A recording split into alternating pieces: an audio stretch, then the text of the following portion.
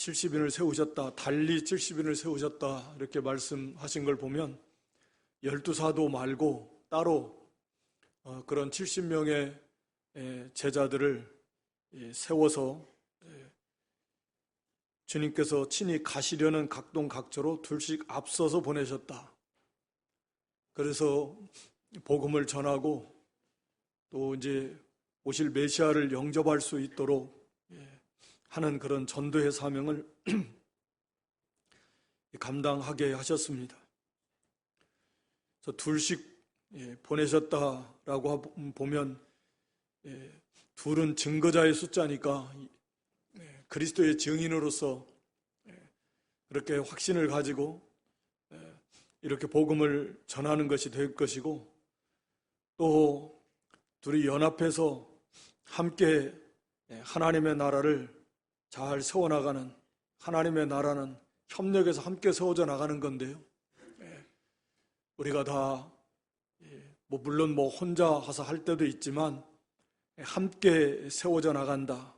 그래서 둘씩 이렇게 보내서 증거자로서 이 복음을 확신을 가지고 증거하게 할 것이고, 또 서로 연합해서 하나님의 나라를 잘 세워나가는 그런 의미가 있는 것입니다. 주님이 말씀하시는데 2절에 추수할 것은 많되 일꾼이 적다. 그러므로 추수하는 주인에게 청하여 추수할 일꾼을 보내어 주소서 하라. 추수할 것은 많은데 일꾼이 적다라는 거. 예수님 시대도 그렇고 어느 시대나 보면 일꾼이 항상 부족하다, 적다 라고 하는 것이죠. 오늘날에는 특히나 이제 마지막 이제 얼마 마감 시간이 얼마 임박했는데, 마감 시간이면 얼마나 사람이 마음이 급해지고 바쁩니까? 시간이 얼마 없는데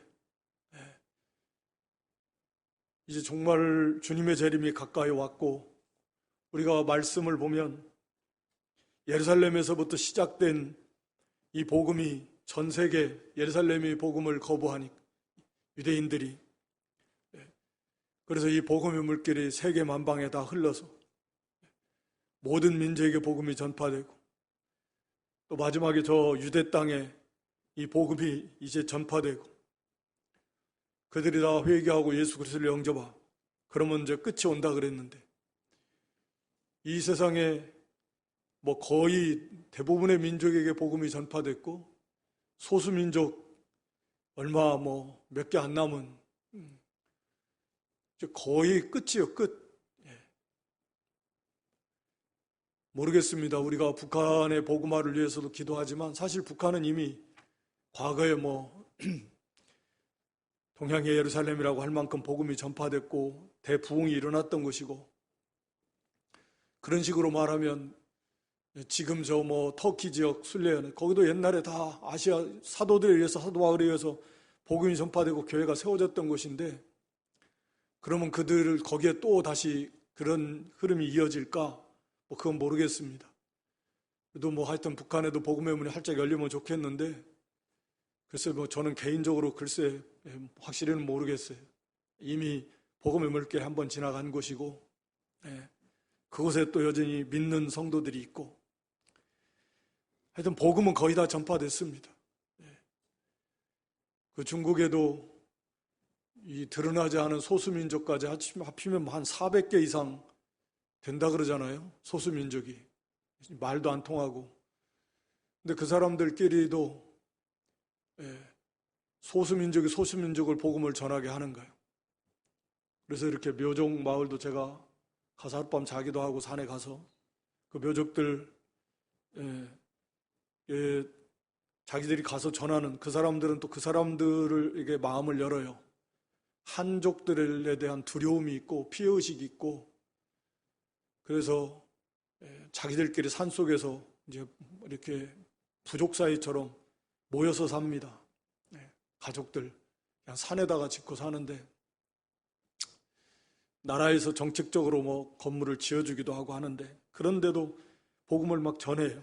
그러면 신기하게도 그 복음을 받는 자는 잘 받는다 그래요. 그 우상, 얼마나 우상이 가득한데, 그렇게 해서 지금 소수민족은 소수민족끼리 뭐 요족, 묘족, 요족, 장족 뭐 많은데, 그들이 가서 또 소수민족에 계속 복음을 전합니다. 산속에 가서. 끊임없이 이 복음은 전파되어져 가고 있고 얼마 안 남은 거예요. 그리고 이제 마지막 저 이스라엘 복음이 전파되면, 우리나라 같은 경우도 말씀드렸지만 마음이 급해질 수밖에 없는 겁니다. 시간이 그렇게 많지 않다. 얼마 남지 않다. 우리가 로마 11장에 나오는 대로. 그래서 이 감람나무, 참 감람나무 얼마를 찍어서 믿지 않으니까 거기에 돌 감람나무를 접붙인 건데, 우리가 이제 거기에 접붙임 당하는 거죠. 구원받은 겁니다. 그러나 이제 때가 되면 그 참 감람나무 가지였던 그들이 다시 이제 접붙임 당할 거예요. 정말 잘 접붙임 당해서 정말 하나님을 잘 섬길 것 같아요.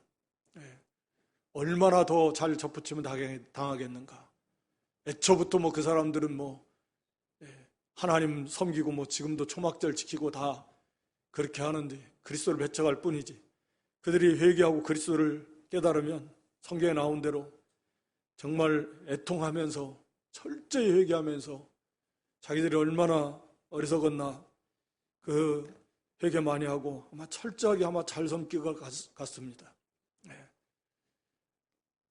그건 이제 얼마 안 있다가 이제 핍박이 오고 끝이 오는 건데, 막차 마지막 때인데 더더욱이나 이제 힘써서 전해야 되잖아요. 우리가 요즘에도 보면 눈에 띌 만큼 교회에 대해서 적대적이 되고 무관심이 되고, 또 이 다음 세대들이 교회에 들어오지 않고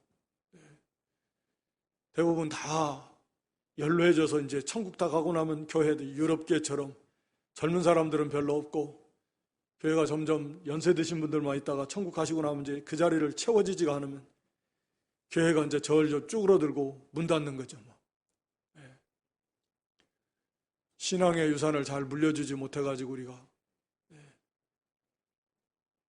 이 심각한 문제. 그래서 마지막 때라도 우리가 더 힘을 써서 하여튼 복음을 전해야 돼. 다른 것이 없어서가 아니라 일꾼이 없어서 이게 문제지, 뭐 다른 것이 뭐 돈이 무슨 뭐가 없어서가 아니라. 그래서 하나님 앞에 기도하라. 추수하는 주인은 우리 하나님이신데 하나님 앞에 일꾼을 세워주시고 일꾼을 또 보내어달라고 우리가 하나님 앞에 기도해야 됩니다. 이 시대에도 마지막 때 뭐 세계 많은 선교사들이 나가 있지만 정작 이 땅에 한국 교회가 급격하게 어린아이들부터 이렇게 줄어들고 있는, 불과 10년, 20년 지나면 없는 거예요. 이제 20년 금방 지날 건데, 그러니까 얼마나 이게 심각한 문제입니까? 기도하면서 이 시대에도 어찌됐든 최선을 다해서 하나님 앞에 복음을 전할 수 있는 일꾼들, 맡은 자에 거할 건 충성이니까 필요한 것은 충성 하나입니다. 믿음과 충성 뭐 같은 개념이니까 참으로 믿고 충성을 다하는 거, 다른 것은 하나님이 다 채워줍니다. 구원이 없으면 그 뭐 끝난 거잖아요. 구원이 없으면 어떡합니까? 우리의 다음 세대들이 구원을 못 받으면 어떡합니까? 얼마나 불쌍합니까? 그래서 전심전력을 기울이고 우리 자신도 복음을 전하고 우리 자녀들에게 하여튼 이 믿음이 좀 잘 계승되어 내려갈 수 있도록 전심전력을 기울여야 됩니다. 다른 것이 아니에요. 믿음이 없으면 다른 거 아무리 있어도 필요 없잖아요. 이것보다 중요하고 이것보다 심각한 문제고 또 시급한 문제는 없습니다. 3절에는 복음 전도자가 참 고난을 받을 걸 말씀하는데, 갈지어다 내가 너희를 보내며 어린 양을 이리 가운데로 보낸것 같도다. 1절에 70인을 세우셨고, 그런 다음에 이제는 3절에 가라. 전도자의 사명은 가는 겁니다.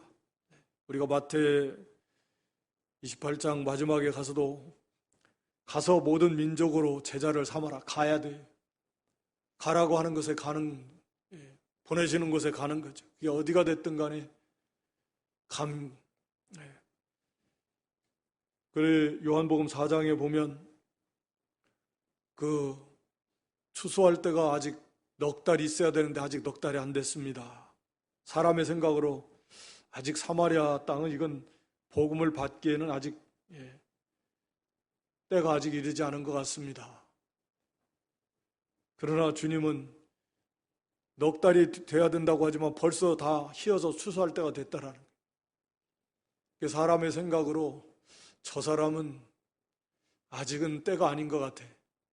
조금 있어야 더 좀 하나님 막 나올 수 있, 이렇게 생각할 수도 있겠지만 일단 가는 건 복음을 들고 가서 하나님의 택한 백성이면 뭐 돌아오게 될 거니까 반드시 그런 담대함을 가지고 복음을 전해야 돼. 어린 양을 이리 가운데로 보낸 것 같이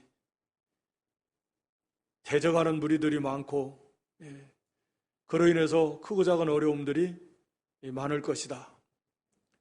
양이 이리 가운데로 가면 그거 뭐 다 뜯어 잡아 먹힐 만큼 그렇게 위태할 수 있잖아요. 근데 우리가 이제 마태복음 이 내용 10장 16절에 보면 이 말씀을 주신 다음에 그러므로 어린 양을 이리 가운데 보낸 것 같다. 양이 이리 가운데로 가면 그건 뭐 살 수가 없잖아요. 사명 감당할 수 없잖아요.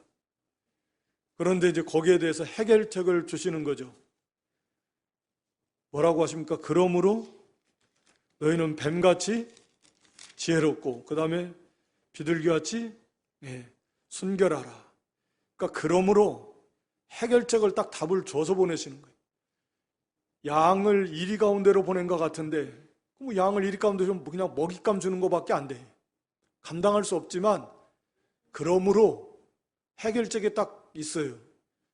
뱀같이 지혜로웠고 비둘기같이 순결하면 그러면 이거 감당할 수 있다 라고 하는 것입니다. 그러니까 뱀같이 지혜로워라는 것은 뱀이 아주 간교해서 마귀의 지혜를 받아가지고 사람을 타락시켰는데 우리는 하나님의 지혜를 받아서 하나님의 말씀, 하나님의 지혜인 하나님의 말씀, 또 그리스도 우리 주님 모시고 그 말씀대로 행해야 되고, 비둘기같이 순결하라는 것은 순결하라는, 온전히 하나님 앞에 헌신해서 딴 생각 다른 목적 가지고 하지 말고 그러면 실패합니다. 그저 온전히 바쳐진 비둘기처럼 하나님 앞에 온전히 다 바쳐진 순수한 그런 헌신의 믿음과 자세를 가지고서 해야지. 그 다른 그 목적이 있어요. 다른 목적. 거기에 숨은 자기 개인의 어떤 다른 그 이면의 목적이 있다든지 그러면 그건 실패한다. 그건 벌써 순결한 게 아니에요. 순수한 게 아닙니다. 그건 안 되는 겁니다. 순수하게 오직 하나님께 다 맡겨놓고 바쳐졌으니까 재물 오직 주를 위해서 하나님께 다 죽으면 죽으리라. 순수함을 가지고 그 다음에 하나님의 제 말씀대로만 가면 아무리 양처럼 우리가 뭐 육신적으로 세상적으로 힘이 없지만, 그리고 이리와 같이 흉악한 자들이 세상에 온통 가득하지만 해할 수 없다는 거예요. 능력으로 다 이기고 복음 전하고 사명 감당할 수 있다 라고 하는 것입니다. 뭐 전도자의 자세가 그렇지만 우리도 다 전문 전도자는 아니지만 모든 성도들도 다 전도자의 그런 사명이 있지 않습니까? 그리고 복음을 전해야 될 사명이 있잖아요. 그러니까 이런 자세, 이런 것을 가지고서 온전히 하나님을 의지하고 하나님 말씀대로 그리고 이 받쳐진 순수한 그런 중심과 믿음과 하나님 앞에 온전히 헌신하는 그런 믿음으로 이 사명을 감당하며 하나님께서 만능으로 다 도와주시고 또 막아주시고 다 이기게 해주신다라고 하는 거죠. 그래서 거기 4절 이하에 전대나 주머니나 신발이나 뭐 이런 것들 의지하려고 하지 말라 그 말이죠. 돈이나 물건이나 여벌의 다른 옷이나 신발 같은 거 이런 것이 아직 없어서 뭐 못하겠다 그런 게 아니라 그런 거 아예 가지지 말고 그 의지하지 말라. 일꾼이 먹을 거 받는 거 마땅하다. 거기 7절에 일꾼이 그 삭슬 얻는 것이 마땅하다. 우리가 하나님의 일꾼인데 하나님께서 그 복음을 영접하는 사람들을 통해서 그 삭스를 받게 해준다. 대접을 받게 해주고 뭐 그 싹이 뭐 그것만 있는 건 물론 아니죠.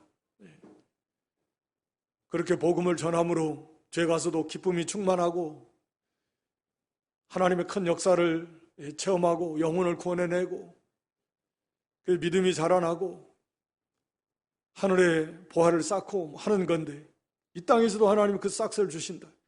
그러니까 먹을 거 마실 거 입을 거 뭐 그런 거 걱정하지 말고 그거 의지하지 말고 가지지 말라라는 거예요.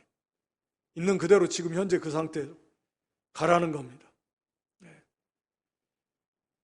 그리고 길에서 아무에게도 문안하지 말라. 이 말은 문안하는데 시간 허비하지 말라. 이쪽 지역의 문안 인사법은 시간이 상당히 뭐 좀 소요가 되는데 그러니까 지체할 시간이 없다는 거죠.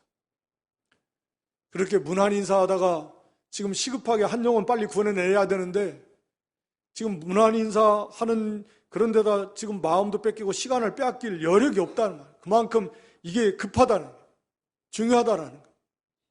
우리도 뭐 굉장히 급한 일 있으면 있어봐요. 누가 옆에서 뭐 아는 체 못합니다. 뭐 안부 묻지도 못합니다. 지금 뭐 급하니까 다음에 막. 그리고 막 지금 정신없이 가는 거죠. 그런 심정이에요. 그 영혼을 구원해내는 거예요.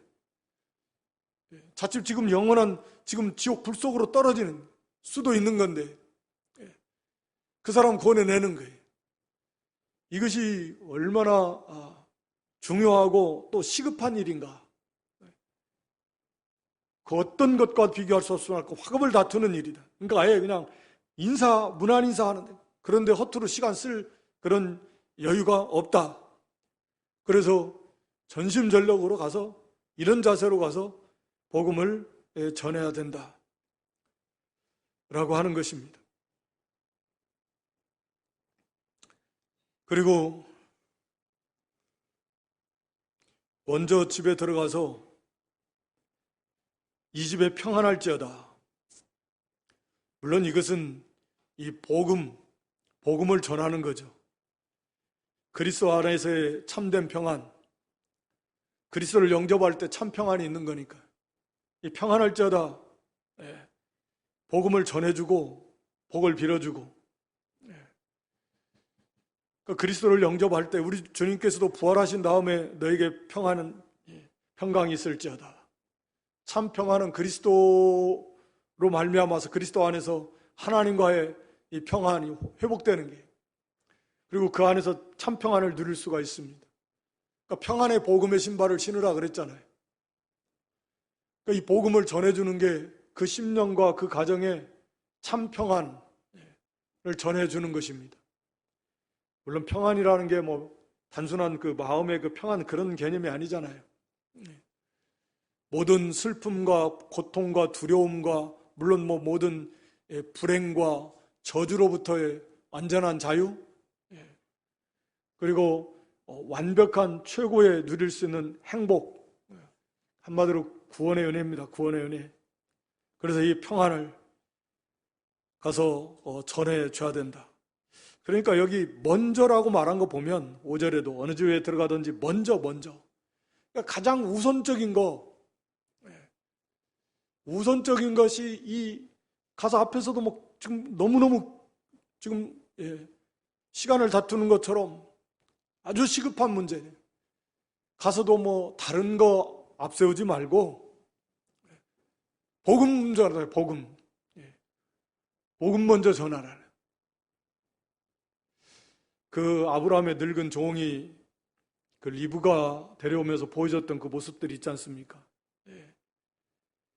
가서 그냥 뭐 와서 뭐 대접하고 뭐 우선 좀 목 좀 축이고 뭐 그런 게 아니에요. 우선 자기 할 일부터 딱 하는 겁니다. 자기 본분과 사명, 자기가 왜 왔는가 그것부터 하고 그리고 가부간 그를 한 다음에 그 다음에 뭐 식사도 하고 교제도 하고 뭐 그래 하는 거지. 최우선순위가 어디에 있는가? 먼저 평안의 복음을 전하라. 최우선순위를 말하는 것 같아요. 중심, 거기에 중점이 거기에 가 있으니까. 제일 중요한 거니. 복음 전하는 거예요. 그래서 만일 평안을 받을 사람이 거기 있으면 너희 빈 평안이 그에게 머물 것이고, 다시 말하면 그 복을 받을 만한 믿음이 있으면 받는 거고 없으면 뭐 방법이 없는 거죠. 우리가 하는 것은 여기까지. 가서 평안의 복음을 전하고 또 기도해주고 거기까지지. 그럼 뭐 나머지는 다 하나님이 하시는 거죠. 하나님께서 그 복음을 사용해서 그 사람을 구원해내는 아니면 아니고 방법이 뭐 있습니까? 수단과 방법으로 구원이 가능합니까? 안 되지 않습니까? 우리는 순수하게 복음을 전하는 것이고 하나님의 은혜를 구하고 하나님께서 그런 은혜를 주시면 구원받는 거고 하나님의 권리니까 안 주시면 못 받는 거예요. 하나님의 권리예요. 선택과 휴가 그렇듯이. 그러니까 우리가 무엇이라고 하나님이 이런 사랑을 주셔서 이런 구원의 은혜를 베풀어 주시는 복음을 듣게 하시고 믿을 수 있도록 믿어지도록 이 믿음을 주신 그 하나님, 그게 감사한 거죠. 거기에 만약에 그 믿음이 있는 사람, 그 복을 받을 만한 믿음 있는 사람이 없으면 너희가 빌어준 그 평안이 너희에게로 돌아올 것이다. 그러니까 이 기도의 그 놀라운 면인데요. 그 사람에 의해서 복을 빌어줬어요. 복음을 받아서 이렇게 잘 될 수 있도록 평안의 복음을 전해주고 또 복을 빌어줬는데 그런 믿음이 없으면 그것이 헛된 것이 아니라 자기에게로 돌아온다. 자기에게로 돌아와. 그 사람에게 임하면 한 영혼을 구원해내는 일에 쓰임받으니까 얼마나 귀한 일이고 하늘의 보화를 쌓는 것이고 하나님의 영광을 나타내는 거고. 근데 그 사람이 그런 복음을 받을 자가 아니어서 안 받으면 그것이 나한테 돌아오고. 그러니까 뭐 헛된 것이 있나요? 헛된 것이 하나도 없다는. 이래도 복이고 저래도 복이고 다 복인 거예요. 그리고 그 집에 들어갔을 때 유하며 주는 것을 먹고 마셔라. 거기 일꾼이 그 삭승을 먹는 것이 마땅하다. 하나님이 수고한다고 그 삭스를 주시는 것을 알고 감사함으로 그거 먹고 마시면 되는 거죠. 좀 더 대접 잘 받으려고 이집저집으로 옮기지 말라는 거죠. 또 어느 동네에 들어가든지 너희를 영접하거든 너희 앞에 차려놓는 것을 먹어라.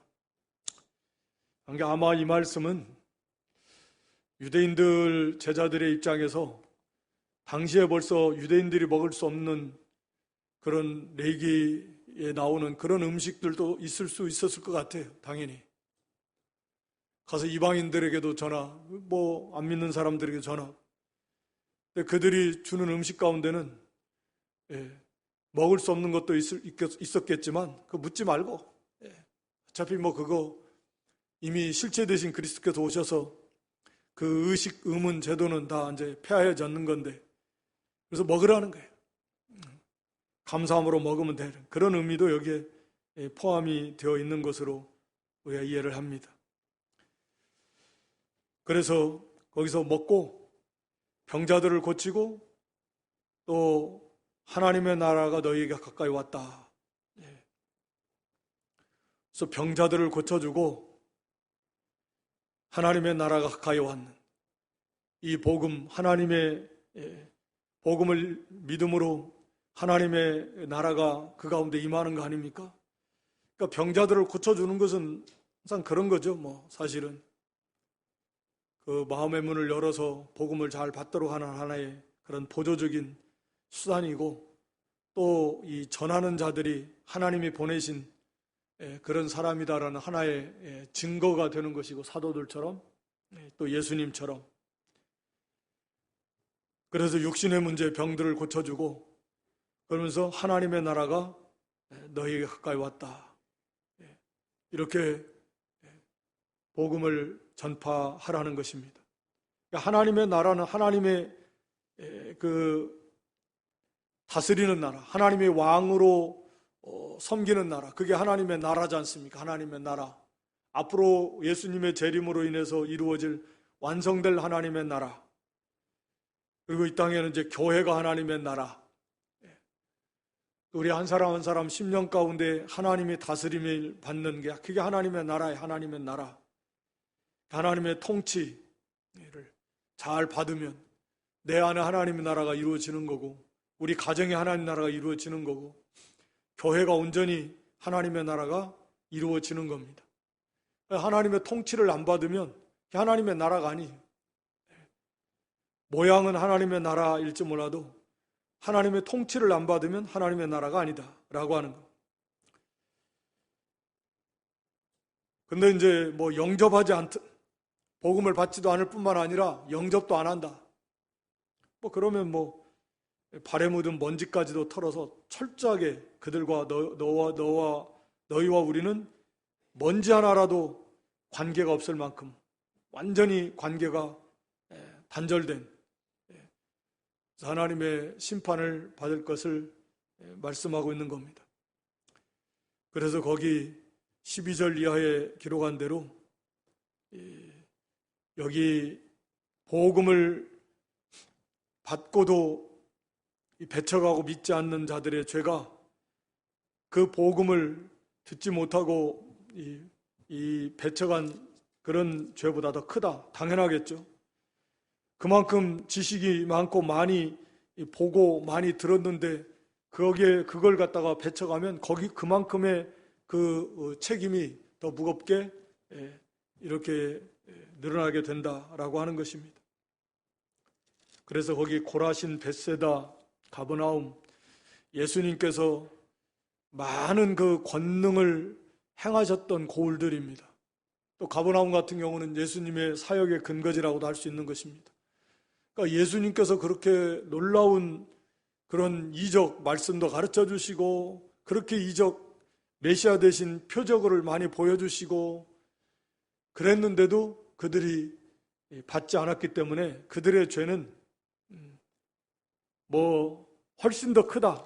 그런 시돈, 두로, 뭐 소돔, 뭐 이런 것보다. 그날에, 심판의 날에 12절에 보면 내가 너희에게 말하노니 전날에, 심판의 날이겠죠. 그래서 그들의 심판이 더 무겁다라고 하는 것입니다.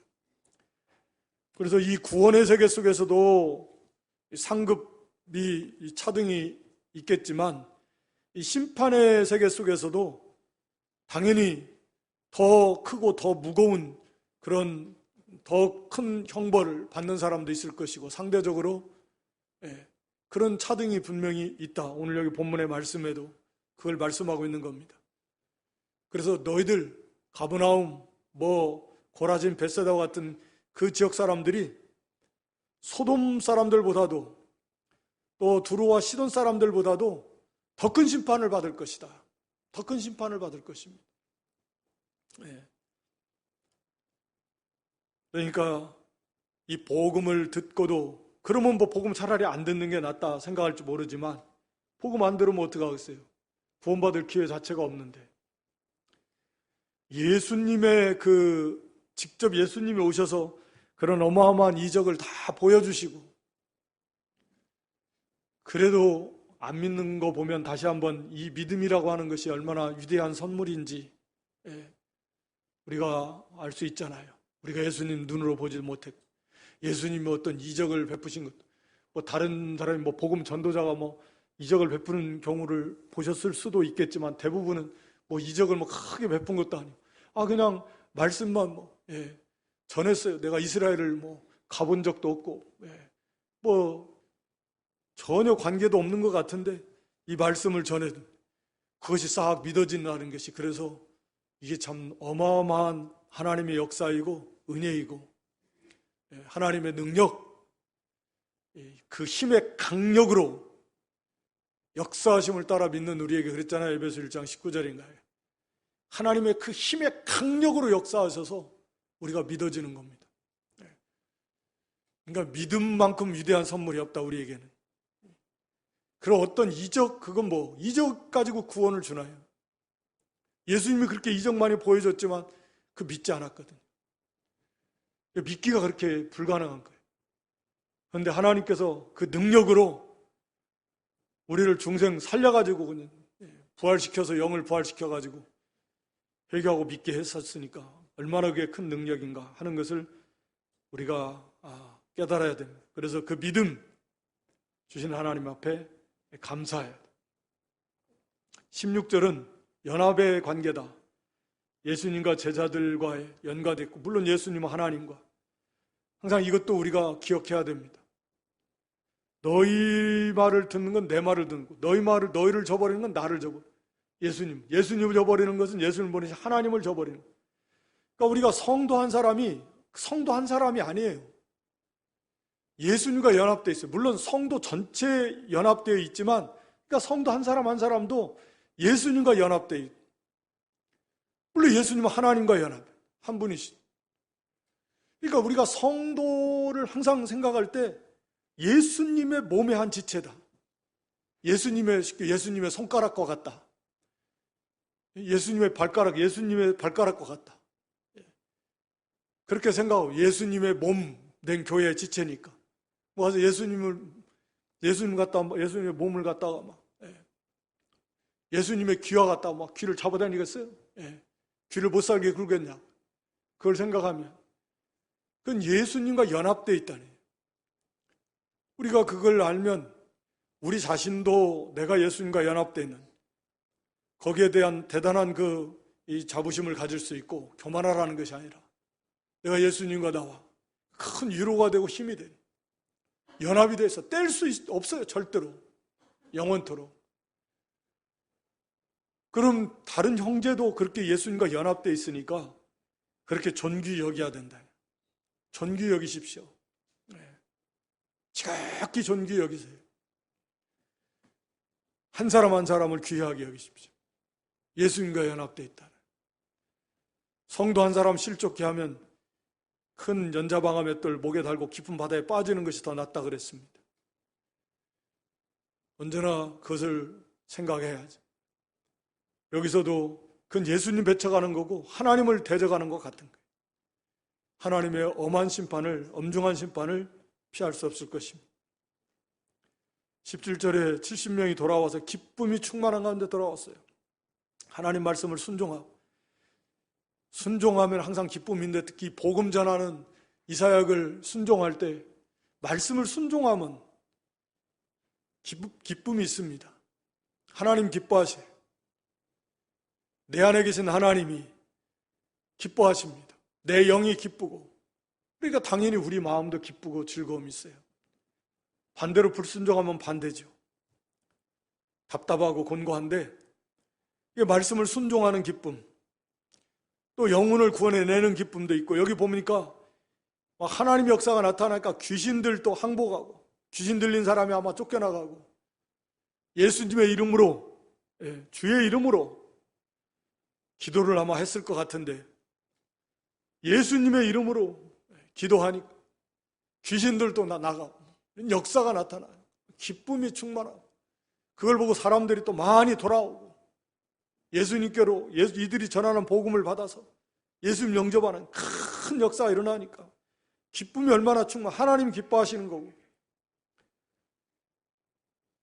이건 다른 어떤 것으로는 맛볼 수 없는 그런 기쁨을 그 하나님이 맛보게 하시고 누리게 하시는 겁니다.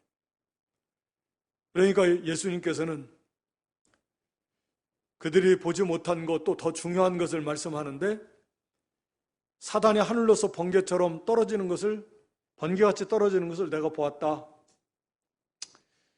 복음을 전하는 것이 직접적으로 사탄의 나라를 무너뜨리는 그런 거라는 거죠. 사탄은 어떻게 하든지 한 사람 한 사람을 끝까지 붙들고 있다가 같이 영원한 지옥 불속으로 가려고 하는 게 사탄의 계획이잖아요. 저는 뭐 심판 이미 받은 거고 예비되어 있는 거니까 영원한 지옥 형벌 속으로 가야 돼요, 마귀는. 근데 자기 혼자 갈 생각 안 하고 이 모든 사람들도 다 꿰어가지고 주장해서 결국은 예수 믿지 못하게 하고 대적하게 하다가 취하게 만들어가지고 그래가지고 같이 가자는 거거든요, 마귀는. 그 인생을 같이 저 지옥으로 같이 가자. 이게 마귀가 하는 일이고 사탄이 말하자면 자기의 그 영역을 자꾸 이렇게 세워나가려고 하는 건데 근데 이걸 무너뜨린 거 뭐냐면 전도라는 거죠. 그 안에 있는 그 사람을 복음의 빛을 비춰가지고 그 사람을 거기서 구원해내니까 그런 사탄의 그 계획을 거기서 사탄을 무너뜨려버리는 거죠. 그런 걸 말합니다. 그러니까 직접적으로 사탄의 나라가 사탄의 하늘에서 번개처럼 신속하게 떨어지는 어찌 이 복음을 전할 때 그러니까 사탄이 복음 전하는 걸 제일 싫어하는 거예요. 자기 나라를 사탄의 입장에서 보면 자기 나라를 침략해 들어오는 거나 비슷한 거예요. 복음은 이 빛을 비춰가지고 그래서 거기에 속해 있는 그런 영혼들을 빛으로 인도하고 구원해내니까 사탄의 계획이 완전히 파괴되고 사탄이 완전히 패배하고 물론 그리스도의 십자가를 통해서 완벽하게 주님이 이제 영원히 승리하셨지만 여전히 계속해서 우리는 그 복음을 가지고 나아갈 때 이 사탄의 이 세력을 완전히 깨트려버리는 직접적으로 그 일을 하는 것이 바로 이 복음을 전하는 일이다라고 하는 것입니다. 이걸 막을 수 있는 세력은 없다. 해할 자가 없다라면 고난이 없다라는 말은 물론 아니잖아요. 막을 수 없습니다. 복음 전하는 걸 막을 수 없어. 이 하나님의 나라를 세워나가는 이 일을 하는 거 하나님께서 그런 능력으로 함께 하셔서 능히 다 감당하게 해 주신다라고 하는 것이고 마지막으로 귀신들이 항복하는 것으로 기뻐하지 말고 너희 이름이 하늘에 기록된 것으로 기뻐하라. 귀신들이 항복하는데 예수님의 이름으로 막 기도하니까 귀신이 나가 그런 역사가 일어나니까 얼마나 기쁘겠어요. 사실 뭐라도 막 된 것 같고 대단한 것 같잖아요. 사람들이 뭐 우러러 볼 것이고 막. 근데 거기에 취하지 말고 그거보다 정말 감사하고 기뻐해야 될 일들은 바로 너희의 이름이 하늘에 기록된 것이다. 그러니까 이것은 첫째는 너희 이름이 하늘 생명책에 기록된 것, 책이 생명책이 있고 기념책이 있잖아요. 생명책에 기록된 거, 그게 기뻐해야 될 일, 하나님이 거둬주신 구원의 은혜입니다. 누구든지 생명책에 기록되지 않으면 구원받을 수 없다 그래요. 우리가 계시록에도 보면 그렇게 반복해서 말씀하고 있습니다. 그러니까 생명책에 기록된 거 하나님이 거둬주신 은혜거든요. 그것은 정말 뭐 귀신 나가는 거하고 비교할 수가 없습니다. 이 구원받은 은혜. 또 다른 말로 말하면 이렇게 보내심을 받지 아니하고 또 어떻게 복음을 전할 수 있겠는가? 11장 그 로마 10장인가요? 그거 말하고 있잖아요. 그죠? 그러니까 복음을 전한 하나님께서 보내시고 신이 그런 일꾼으로 삼으셨는데 이 복음을 전하는 이 전도자들이 어떻게 보면 하나의 구원받은 백성의 하나의 열매다. 하늘의 생명책에 기록된 증거 중에 하나라고 볼 수 있다. 그런 의미도 여기에 포함되어 있다고 볼 수 있습니다. 그러니까 너희가 구원받은 하나님 백성이고 너희 이름이 생명책에 기록된 것이고 그거야말로 이 어떠한 기적보다도 더 큰 기쁨이다 라고 하는 것입니다. 그리고 또 하나는 기념책이 있다는 기념책. 그들의 행위들, 말씀을 순종해서 나가서 이렇게 복음 전한 이 이름들도, 이 수고도 하나님 기념책에 다 기록이 되어 있다네. 생명책에 기록이 되어 있는 것, 그건 말할 수 없는 최고의 기쁨이고, 그리고 이제 그 말씀 순종해서 나아간 거, 그거 기념책에 다 기록해 놨다. 그래서 그대로 하나님께서 다 갚아주시는, 행위대로 다 갚아주신대. 수고하고 충성한 거. 그래서 영원한 하늘의 상급이고, 영원한 기쁨이고, 영원한 더 큰 영광이다 라고 하는 것입니다. 그러니까 그것으로, 영원한 것으로 기뻐해야지, 귀신이 쫓겨난 것도 물론 기쁨이지만 참 기쁨은 그런 거다. 비교할 수 없을 만큼 큰 기쁨은 바로 이런 것이다 라고 하는 것입니다. 오늘 여기 전도자의,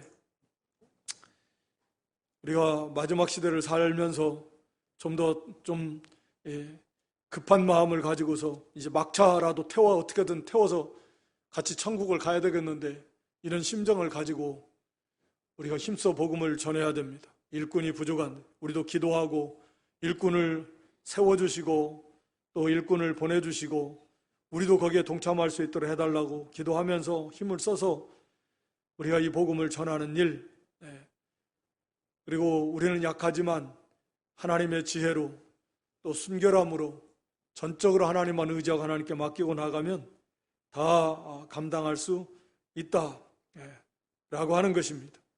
그리고 그 복음을 전할 하나님의 역사가 나타난데, 하늘과 땅의 모든 권세를 가지신 주님께서 세상 끝날까지 내가 너희와 함께 하겠다고 약속해 주신, 하늘과 땅의 모든 권세를 가지신 주님이 함께 하시네. 우리 성도가 늘 함께 하시지만 특히 이 복음을 전하는 일에 하나님이 특별히 또 주님이 함께 하셔서 필요한 그런 크고 작은 역사는 얼마든지 하나님께서 역사해 주신다.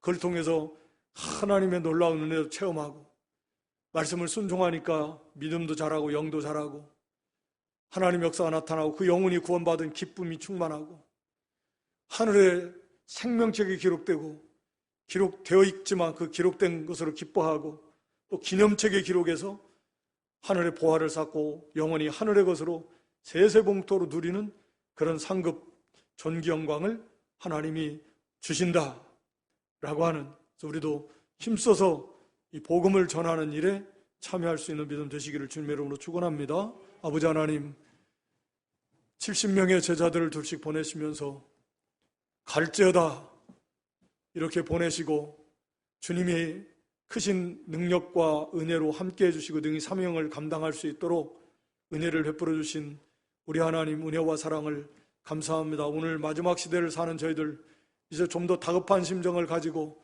아직도 돌아오지 못한 우리의 가족들, 이웃들, 동료들 많이 있는데 정말 그들을 불쌍히 여기는 마음을 가지고 우리가 힘써서 복음을 전하고 또 세계 만방에 나가서 복음을 전할 일꾼들을 위해서 기도하고 물질로 후원하고 또 많은 자원하는 심령들을 보내서 이 마지막 수습군의 사명을 잘 감당할 수 있는 우리 교회와 교단, 강국교회, 우리 자신들 될 수 있도록 은혜를 베풀어 주시옵소서. 또 하늘에 우리의 이름이 기록된 것으로 기뻐하고 즐거워하고 감사하고 우리의 적은 수고조차도 우리 하나님 이제 잊지 않으시고 기념책에 다 기록하셔서 그날에 영원한 영광으로 갚아주신다고 약속해 주신 그 주님의 하나님의 그 은혜와 사랑을 또 생각하며 바라보면서 끝까지 죽도록 충성함을 다하는 저희의 믿음들 되게 해 주시옵소서. 예수님의 이름으로 기도드리옵나이다. 아멘.